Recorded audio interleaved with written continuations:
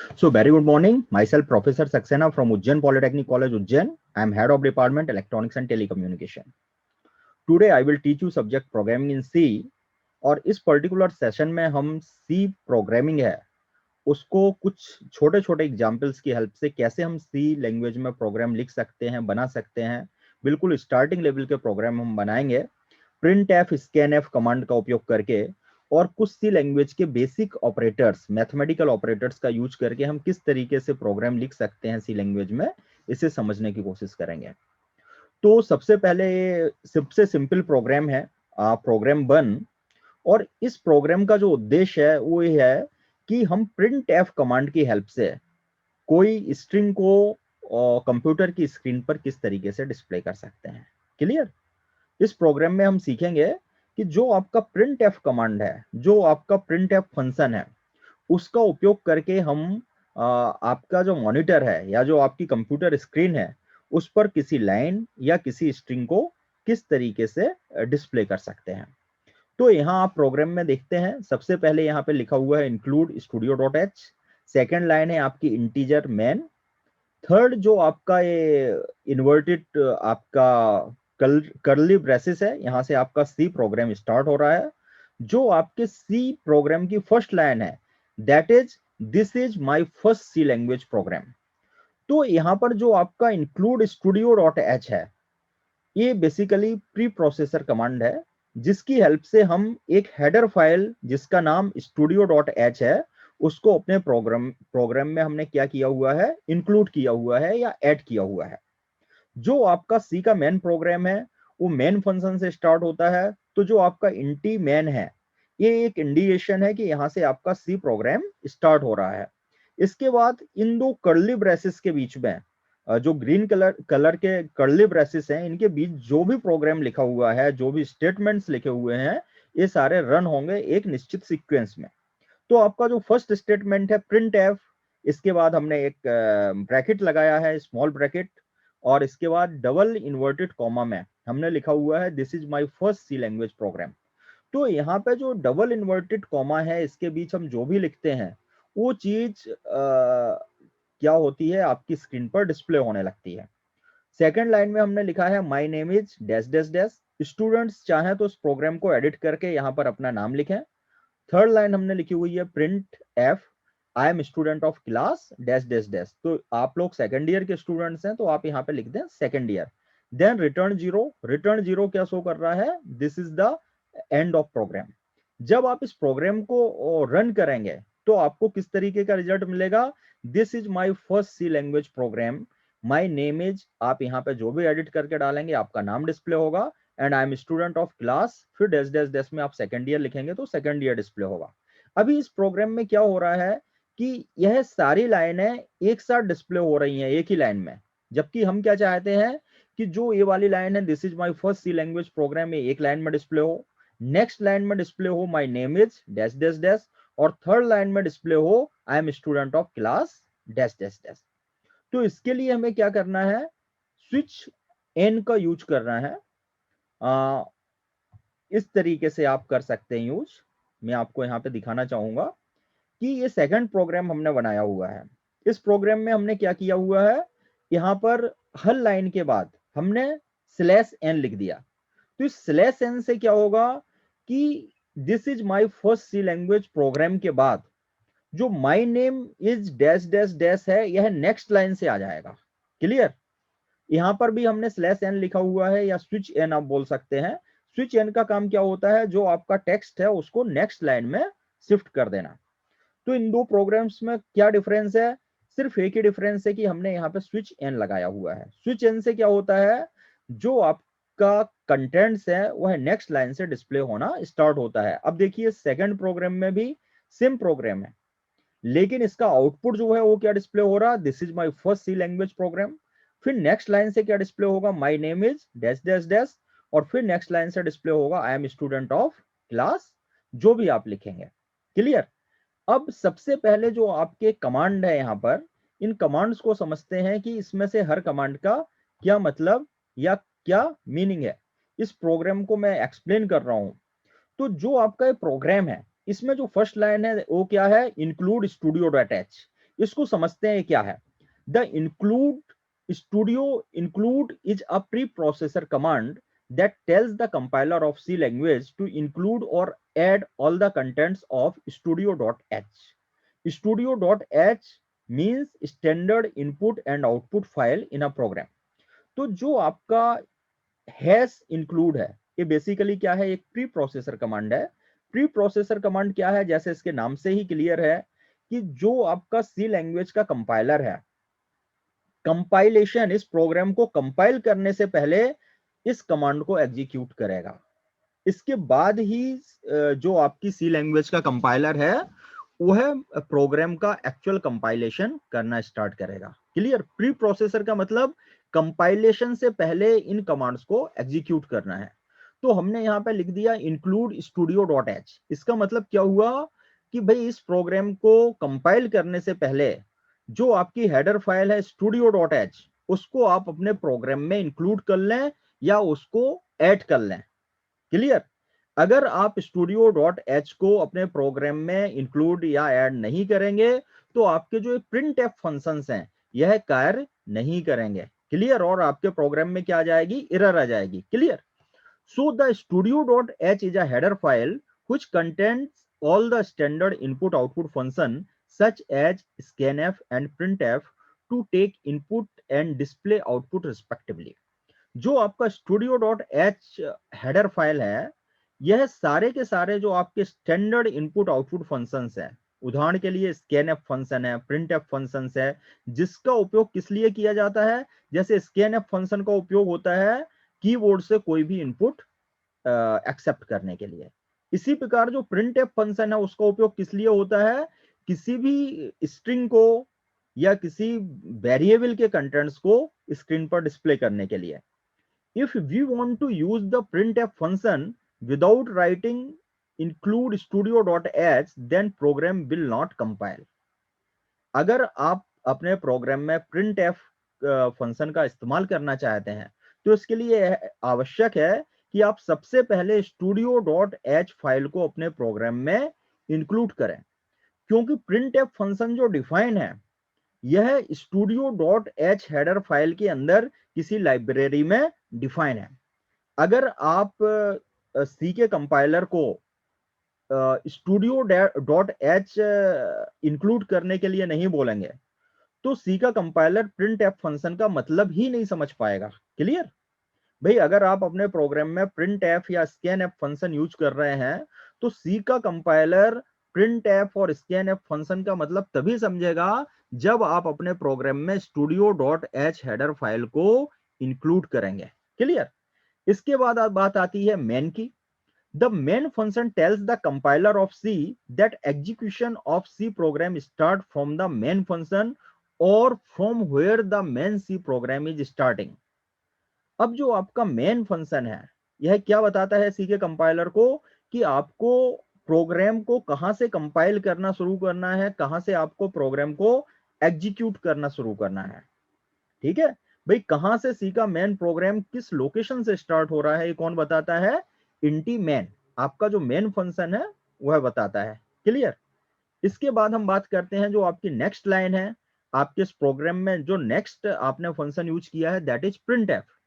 So printf is a library function which is defined inside studio.h header file। जो आपका printf है वो basically एक लाइब्रेरी फंक्शन है जो कहां पर डिफाइन है, studio.h हेडर फाइल में। क्लियर? तो अगर आपको printf फंक्शन का इस्तेमाल करना है तो यह आवश्यक है कि आप studio.h हेडर फाइल को अपने प्रोग्राम में ऐड कर लें। Now printf function is used to send formatted output to the screen। Computer की स्क्रीन पर कोई भी फॉर्मेटेड आउटपुट आपको सेंड करना है तो आपको किस फंक्शन का यूज करना है, printf का। इन above प्रोग्राम printf displays। अगर हम इस प्रोग्राम की बात करें जो हमने उदाहरण में लिया है, यहाँ पे आपका printf फंक्शन क्या कर रहा है, क्या डिस्प्ले कर रहा है, पहली line this is my first C language program, second line my name is dash dash dash. आप यहाँ डैश डैश डैश की जगह अपना नाम डाल दें और इस प्रोग्राम को सी के कंपाइलर पर रन करके देखें। नाउ थर्ड लाइन है आई एम स्टूडेंट ऑफ क्लास, इसके बाद डैश डैश डैश है तो आप अपनी क्लास का नाम डाल दें। नाउ लास्ट फंक्शन क्या है, return zero. So return zero statement shows the exit status of the program, or we can say that the C language program end with this statement. जहां आपने रिटर्न जीरो लिखा है वहां पर क्या है, आपका प्रोग्राम एंड हो जाता है, या हम कह सकते हैं कि आपका जो एग्जिट स्टेटस है वह किससे शो होता है, रिटर्न जीरो स्टेटमेंट से. क्लियर. अब इसके बाद हम थर्ड प्रोग्राम की बात करें. इस प्रोग्राम का क्या उद्देश्य है भाई, अभी आपने क्या सीखा कि अगर हमें स्क्रीन पर कोई लाइन डिस्प्ले करना हो तो हम प्रिंट एफ कमांड का किस तरीके से इस्तेमाल करेंगे. यह जो प्रोग्राम है इसकी हेल्प से आप क्या सीखेंगे कि अगर आपको किसी वेरिएबल में कोई वैल्यू कीबोर्ड से इंटर करानी हो तो स्कैन एफ कमांड का इस्तेमाल करके आप कैसे करा सकते हैं, प्लस प्रिंट एफ कमांड से किसी वेरिएबल की वैल्यू को कैसे स्क्रीन पर डिस्प्ले कर सकते हैं. भाई जो आपका प्रिंट एफ कमांड है इसकी हेल्प से एक तो आप किसी भी स्ट्रिंग को डिस्प्ले करा सकते हैं स्क्रीन पर, दूसरा आप किसी भी वेरिएबल की जो वैल्यू है उसको भी स्क्रीन पर डिस्प्ले करा सकते हैं. तो देखिए यह है प्रोग्राम की जो फर्स्ट लाइन है इसकी, that is include studio dot H. आपको पता है यह क्यों लिखी है ये लाइन. सेकेंड लाइन है इंटीमेन, यह भी आपको पता चल गया क्यों लिखी है. अब इसके बाद ब्रैकेट के अंदर हमने क्या किया हुआ है, इंटी नंबर वन. हमने एक इंटीजर टाइप वेरिएबल को डिफाइन किया है जिसका नाम क्या है, नंबर वन. हमने एक फ्लोट टाइप के वेरिएबल को डिफाइन किया है जिसका नाम है नंबर टू. हमने एक कैरेक्टर टाइप के वेरिएबल को डिफाइन किया है जिसका नाम है ए. तो हमने तीन वेरिएबल इस प्रोग्राम में डिफाइन किए हैं. पहला वेरिएबल हमने इंटीजर टाइप डिफाइन किया है, सेकंड वेरिएबल हमने फ्लोट टाइप डिफाइन किया है, और थर्ड वेरिएबल हमने कैरेक्टर टाइप डिफाइन किया है. जो आपके इंटीजर टाइप वेरिएबल है उसका नाम क्या है, नंबर वन. जो आपका फ्लोट टाइप वेरिएबल है उसका नाम है नंबर टू, और जो आपका कैरेक्टर टाइप वेरिएबल है उसका नाम है ए. अब इसके बाद हमारा जो नेक्स्ट कमांड है, जो ये वाला कमांड है जिसके पहले डबल स्लैश लगा हुआ है, यह सी का कंपाइलर एग्जीक्यूट नहीं करेगा. अगर आप चाहते हैं कि सी का कंपाइलर किसी लाइन को आपके प्रोग्राम की एग्जीक्यूट ना करे तो आप उस लाइन के पहले डबल स्लैश साइन इस्तेमाल कर सकते हैं. नाउ नंबर 8 पे क्या लिखा हुआ है, print F inter and integer number. आपकी जब भी ये प्रोग्राम रन करेंगे आपको सबसे पहले स्क्रीन पे क्या दिखाई देगा, क्या मैसेज डिस्प्ले होगा, इंटर एन इंटीजर नंबर, की एक इंटीजर नंबर इंटर करिए. अब यह इंटीजर नंबर आप किसकी हेल्प से इंटर कर सकते हैं, कीबोर्ड की हेल्प से. अब नेक्स्ट कमांड जो 9 नंबर पे लिखा हुआ है, scan F percentage D and number one. अब स्कैन एफ जो कमांड है यह क्या करेगा, आपके ने कीबोर्ड से जो भी नंबर इंटर किया है उसको एक्सेप्ट करेगा और उसको एक वेरिएबल के एड्रेस पर, आपके वेरिएबल का नाम क्या है, नंबर वन. तो जो नंबर वन वेरिएबल है इसका जो एड्रेस है उस एड्रेस पे जाके क्या कर देगा, स्टोर कर देगा. जो आपका परसेंटेज डी है ये क्या है, basically format specifier for integer type variables. अभी आपको डिफरेंट टाइप्स डेटा टाइप्स मैंने पढ़ाए थे तो वहां पे मैंने बताया था कि जो आपका इंटीजर वेरिएबल है उसके लिए फॉर्मेट स्पेसिफायर क्या है, परसेंटेज डी. इसी प्रकार जो आपका फ्लोट टाइप का वेरिएबल है उसका फॉर्मेट स्पेसिफायर क्या है, परसेंटेज एफ. इसी प्रकार आपका जो कैरेक्टर टाइप वेरिएबल है उसका फॉर्मेट स्पेसिफायर क्या है, परसेंटेज सी. तो हमें यहां लिखना पड़ेगा परसेंटेज डी. क्यों, क्योंकि हम इंटीजर वैल्यू को इंटर करा रहे हैं. कॉमा लगाना पड़ेगा, एंड नंबर वन. अब एंड का मतलब क्या हुआ, जो नंबर वन का वेरिएबल है इसका जो वास्तव में एड्रेस है उस एड्रेस पे क्या स्टोर करा दो, जो नंबर हमने कीबोर्ड से इंटर किया है. सेकेंड लाइन, जब आप जैसे ही नंबर इंटर कराएंगे इसके बाद आपको स्क्रीन पे क्या दिखाई देगा, इंटर अ डेसिमल नंबर. एक डेसिमल नंबर इंटर कराइए. डेसिमल नंबर का मतलब आप जिसमें डेसिमल वैल्यूज को इंटर करा सके, मींस फॉर एग्जांपल 4.32. अब 4.32 क्या है भाई, 4 आपका सिर्फ इंटीजर नंबर है, वो 4.32 क्या है, एक फ्लोट नंबर है, क्योंकि इसमें डेसिमल वैल्यूज डेसिमल नंबर भी आपने यूज किए हैं.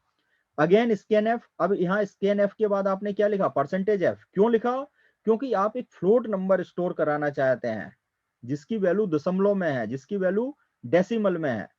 तो आप यहाँ लिखेंगे परसेंटेज एफ, इसके बाद आप कॉमा लगाएंगे, एंड नंबर 2। अब एंड नंबर 2 का मतलब जो भी आप एक नंबर, फ्लोट नंबर इंटर करा रहे हैं वो कहां जाके स्टोर होगी, नंबर 2 वेरिएबल में जाके स्टोर होगी, बल्कि नंबर 2 वेरिएबल के मेमोरी लोकेशन पे जाके स्टोर होगी। क्लियर। थर्ड, आप फिर आप जैसे ही ये नंबर स्टोर कराएंगे, थर्ड आपको क्या मिलेगा स्क्रीन पे, इंटर अ करेक्टर। अब आपको क्या करना है, एक करेक्टर को इन कराना है।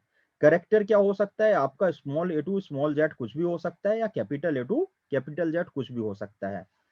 अब ये नंबर कैसे इंटर होगा, स्कैन एफ परसेंटेज सी। अब परसेंटेज सी क्या है, this is format specifier for character type variable, और यहाँ पे कॉमा लगा के आपने लिखा है एंड ए।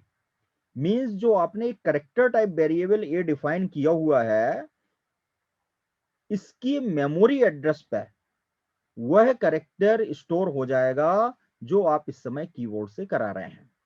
ये आपने तीनों चीजें इंटर कर दी। भाई आपका प्रोग्राम रन होगा, सबसे पहले लाइन क्या डिस्प्ले होगी, इंटर एन इंटीजर नंबर, आपने सपोज 2 इंटर कराया। फिर होगा inter a decimal number, suppose आपने 4.33 इन कराया। फिर आपका प्रोग्राम बोलेगा इंटर अ करेक्टर, आपने सपोज ही कराया। अब इसके बाद क्या है, हम प्रिंट एफ फंक्शन का यूज कर रहे हैं, किस चीज को डिस्प्ले करने के लिए, एक स्ट्रिंग प्लस वेरिएबल्स के कंटेंट्स को डिस्प्ले करने के लिए। तो यहां हमने लिखा यू इंटर्ड इंटीजर नंबर, आपकी स्क्रीन पे इसके बाद क्या डिस्प्ले होगा, यू इंटर्ड इंटीजर नंबर, फिर इसके बाद परसेंटेज डी। तो परसेंटेज डी जहां पे लिखा हुआ है उसकी जगह क्या डिस्प्ले हो जाएगा, नंबर 1 वेरिएबल में आपने जो भी डिजिट दिया है वह यहां परसेंटेज डी की जगह डिस्प्ले हो जाएगा। सिमिलरली सेकंड लाइन है प्रिंट एफ, 16 नंबर की लाइन देखिए, print F you inter decimal number, फिर इसके बाद जहां परसेंटेज एफ लिखा हुआ है उसकी जगह परसेंटेज एफ की जगह क्या डिस्प्ले होगा, नंबर 2 में आपने जो भी फ्लोट नंबर इनपुट कराया है। फिर इसके बाद है percentage F you entered character, और परसेंटेज सी और ए, यानी ए नाम के जो आपका वेरिएबल है करेक्टर टाइप, उसमें आपने जो भी अक्षर या जो भी करेक्टर इन कराया है वो कहां स्टोर हो जाएगा, वो कहां डिस्प्ले होगा, इस परसेंटेज सी की जगह। और फिर रिटर्न जीरो, रिटर्न जीरो का मतलब shows the exit status of this program, ये प्रोग्राम खत्म हो जाएगा। तो आप आउटपुट देख रहे हैं यहाँ पे डिस्प्ले हो रहा है। सपोज आपने एक इंटीजर नंबर 2 इंटर कराया, फिर आपने डेसिमल नंबर 4.33 इंटर कराया और करेक्टर आपने ई इंटर कराया, तो स्क्रीन पे क्या डिस्प्ले होगा, you entered integer number 2, you inter decimal number 4.330000। अब जो फ्लोट नंबर है वह डेसिमल के बाद 6 वैल्यू को डिस्प्ले कर सकता है। And again you entered character E. तो इस तरीके से प्रोग्राम रन करेगा। यहाँ पर एक सिंपल प्रोग्राम की हेल्प से हम यह समझने की कोशिश करेंगे कि दो वेरिएबल्स को सी लैंग्वेज में किस तरीके से ऐड किया जा सकता है, सब्सट्रैक्ट किया जा सकता है, मल्टीप्लाई किया जा सकता है, और उनके बीच डिवीजन किया जा सकता है। तो यहाँ पे जो प्रोग्राम की फर्स्ट लाइन है, write a program to add subtract multiply and divide two integer numbers, हम यहाँ पे दो इंटीजर्स नंबर्स के बीच एडिशन, सब्सट्रैक्शन, मल्टीप्लिकेशन और डिवीजन ऑपरेशन करने वाले हैं। यह स्टार्टिंग में हमने डबल स्लैश साइन लगाया हुआ है। डबल स्लैश साइन से क्या होगा, जो सी लैंग्वेज का कंपाइलर है इस लाइन को कंपाइल नहीं करेगा। इसके बाद इंक्लूड स्टूडियो डॉट एच हमने लिखा हुआ है, जो कि एक प्री प्रोसेसर कमांड है। इस कमांड की हेल्प से हम स्टूडियो डॉट एच फाइल को अपने प्रोग्राम में इंक्लूड करेंगे या ऐड कर लेंगे। थर्ड लाइन है हमारा इंटी मेन, यहां से हमारा सी का मेन प्रोग्राम स्टार्ट होता है। देखें जो इस ब्रेसिस के अंदर फर्स्ट लाइन है, यहां से सी का कंपाइलर प्रोग्राम को कंपाइल करना स्टार्ट करेगा।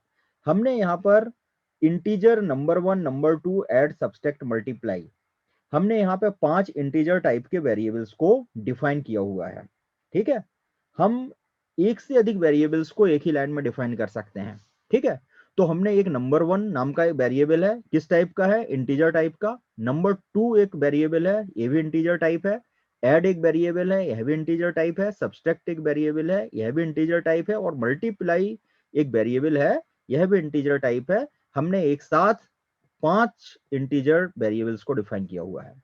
सेकेंड लाइन पे हमने फ्लोट डिवाइड करके एक वेरिएबल्स लिया हुआ है। मींस जो डिवाइड वेरिएबल है यह किस टाइप का वेरिएबल है, फ्लोट टाइप का वेरिएबल है। थर्ड लाइन देखें प्रोग्राम की, print F enter the first integer number, आपकी स्क्रीन पर जैसे ही प्रोग्राम रन होगा आपको क्या दिखाई देगा, इंटर फर्स्ट इंटीजर नंबर। आप जो भी फर्स्ट इंटीजर नंबर इंटर कराएंगे यह किस वेरिएबल में स्टोर हो जाएगा, नंबर 1 वेरिएबल में जाके स्टोर हो जाएगा, या नंबर 1 जो वेरिएबल है उसके एड्रेस पे जाके स्टोर हो जाएगा। जैसे ही आप एक नंबर इंटर करेंगे, नेक्स्ट लाइन कंप्यूटर की स्क्रीन पे क्या डिस्प्ले होगी, इंटर सेकंड इंटीजर नंबर। जो भी आप सेकंड इंटीजर नंबर इनपुट कराएंगे वह कहां जाके स्टोर हो जाएगा, नंबर 2 वेरिएबल में जाके स्टोर हो जाएगा। इसके बाद जो सी लैंग्वेज है का कंपाइलर है वह क्या करेगा, निम्नलिखित कैलकुलेशंस कर लेगा। कौन कौन से कैलकुलेशन करेगा, एड इक्वल्स टू क्या असाइन कर देगा, नंबर 1 प्लस नंबर 2। इसके बाद सेमी कॉलन जरूर लगाना है, हमें हर स्टेटमेंट के बाद सेमी कॉलन लगाना है, सीखे क्लियर। सब्सट्रैक्ट जो वेरिएबल है, सब वेरिएबल है, उसको हम क्या लिखेंगे, number 1 minus number 2। Multiply variable को क्या असाइन हो जाएगा, नंबर 1 मल्टीप्लाई बाई नंबर 2। जो डिवाइड वेरिएबल है उसको क्या असाइन हो जाएगा, नंबर 1 अपॉन नंबर 2। अब यहां पर आप देखिए कि जो डिवाइड वेरिएबल है वह हमने फ्लोट टाइप लिया हुआ है, बाकी सारे वेरिएबल्स हमने इंटीजर टाइप लिया हुआ है। ऐसा क्यों किया है, क्योंकि दो इंटीजर का डिवीजन एक फ्लोट नंबर भी हो सकता है। उदाहरण के लिए हम सपोज इंटीजर नंबर ले लें 15, दूसरा इंटीजर नंबर ले लें 2, तो इसका डिवीजन क्या आएगा, 7.5। तो हमें जो डिवाइड वेरिएबल है वह फ्लोट टाइप का लेना पड़ेगा। फिर इसके बाद स्क्रीन पे क्या प्रिंट कराना है हमें, print f percentage d plus percentage d equals to percentage d. अब फर्स्ट परसेंटेज डी की जगह क्या डिस्प्ले होगा, नंबर 1 वेरिएबल में जो भी कंटेंट्स स्टोर है वह डिस्प्ले हो जाएगा। सेकेंड परसेंटेज डी की जगह क्या डिस्प्ले होगा, नंबर 2 वेरिएबल में जो भी स्टोर है। इस थर्ड परसेंटेज डी की जगह क्या डिस्प्ले होगा, जो एड वेरिएबल में स्टोर हुआ है, क्लियर। सेकेंड लाइन में क्या प्रिंट होगा, percentage d minus percentage d equals to percentage d. First percentage d की जगह नंबर 1 का वेरिएबल आ जाएगा, सेकेंड परसेंटेज डी की जगह नंबर 2 वेरिएबल में जो नंबर स्टोर है वो आ जाएगा, और फिर इक्वल का sign as it is display होगा। और फिर जो थर्ड परसेंटेज डी है इसकी जगह क्या डिस्प्ले होगा, जो सब वेरिएबल में नंबर स्टोर है वो डिस्प्ले होगा। सिमिलरली थर्ड लाइन में क्या डिस्प्ले होगा, percentage d multiply by percentage d equals to percentage d. Fourth line में डिस्प्ले होगा percentage d plus percentage d equals to percentage f, और यहाँ पे हम डिवाइड कर देंगे, क्लियर। यहाँ पे हमें डिवीजन साइन लगाना था, गलती से प्लस साइन लिख गया मैं, यहाँ पर आप डिवीजन साइन कर लीजिए, क्लियर। अब इसके बाद हमने रिटर्न 0 लिख दिया, रिटर्न 0 का मतलब यह प्रोग्राम समाप्त हो गया। अब सपोज हमने फर्स्ट इंटीजर नंबर इंटर कराया 15, सेकंड इंटीजर नंबर इंटर कराया 2, तो पहली लाइन क्या डिस्प्ले होगी आउटपुट की, 15 plus 2 equals to 17। Second line display होगी 15 minus 2 equals to 13। Third line display होगी 15 इंटू 2 इक्वल्स टू 30, और फोर्थ लाइन में डिस्प्ले होगी 15 डिवाइड बाई 2 इक्वल्स टू 7.5। इस तरीके से प्रोग्राम आपको समझ में आया। ये नेक्स्ट प्रोग्राम है, प्रोग्राम नंबर 5। इस प्रोग्राम का उद्देश्य क्या है, साइज ऑफ ऑपरेटर का इस्तेमाल करना। साइज ऑफ ऑपरेटर्स की हेल्प से हम किसी वेरिएबल की साइज कैसे जान सकते हैं, तो इस प्रोग्राम में हम देखते हैं। सबसे पहली लाइन है इंक्लूड स्टूडियो डॉट एच। आप जानते हैं यह एक प्री प्रोसेसर कमांड है जिसकी हेल्प से हमने studio dot H header file को इस प्रोग्राम में ऐड किया है या इंक्लूड किया है। सेकंड लाइन है इंटीमेन, यह इंडिकेशन है आपका प्रोग्राम कहां से स्टार्ट हो रहा है। इस इन्वर्टेड ब्रेसेस के अंदर हमने सबसे पहले एक इंटीजर नाम का वेरिएबल डिफाइन किया है ए, एक फ्लोट टाइप का वेरिएबल डिफाइन किया है बी, एक डबल टाइप का वेरिएबल डिफाइन किया है सी, और एक कैरेक्टर टाइप का वेरिएबल डिफाइन किया है डी। अब हम देखेंगे कि साइज ऑफ फंक्शन की हेल्प से हम इन वेरिएबल्स की साइज कैसे जान सकते हैं। तो हम प्रिंट कराते हैं, print F size of integer type variable is percentage d bytes, और फिर हमने कॉमा में क्या लिखा है, साइज ऑफ ए। तो साइज ऑफ ए में क्या आ जाएगा, चूंकि इंटीजर टाइप वेरिएबल की साइज कितनी होती है, 4 बाइट, तो साइज ऑफ ए में क्या रिटर्न करेगा, 4। तो यहां जो परसेंटेज डी है इसकी जगह क्या आ जाएगा, 4। आप आउटपुट में देख सकते हैं size of integer variable is 4 byte, clear. Second line है print F size of float type variable is percentage D byte और साइज ऑफ बी। अब साइज ऑफ बी क्या रिटर्न होगा, 4 बाइट। क्यों, एक फ्लोट टाइप वेरिएबल की size क्या होती है, 4। आप यहाँ देख सकते हैं आउटपुट में क्या आएगा, size of float type variable is 4 bytes. फिर थर्ड आएगा printf size of double type variable is percentage D bytes. अब जहां परसेंटेज डी है वहां पे क्या आ जाएगा भाई, साइज ऑफ सी। अब सी क्या है आपका, एक डबल टाइप का वेरिएबल है। डबल टाइप वेरिएबल की साइज क्या होती है, 8 बाइट। तो जहां यह परसेंटेज डी है वहां पे क्या डिस्प्ले होगा, 8। So the size of double type variable is 8 bytes. ये भी क्लियर है। फोर्थ लाइन में क्या डिस्प्ले होगा, print F size of character type variable is percentage D. Percentage d की जगह डिस्प्ले होगा 1 बाइट और साइज ऑफ डी क्या आएगा, 1। तो यहां आउटपुट में आ जाएगा size of character type variable is 1 byte. यह हमने स्लैश एन इसलिए लगाया है ताकि यह आउटपुट अलग अलग लाइन में डिस्प्ले हो सके, ठीक है। और रिटर्न 0 का मतलब है यह प्रोग्राम यहां पर एग्जिट होता है। Clear. Now come to the assignment work. Write down the answer of following question and email at me at vishnunarayan.saxena@gmail.com। First question है, write a program to add two integer number entered by user। Second question है, write a program to perform division of two variable entered by user. इन दोनों questions के answer एक plane कागज में लिखकर आप मुझे व्हाट्सअप कर दें 9584932217। अगर आपकी कोई क्वेरी है या क्वेश्चन है तो आप मुझे व्हाट्सअप या मेल कर सकते हैं, ठीक है।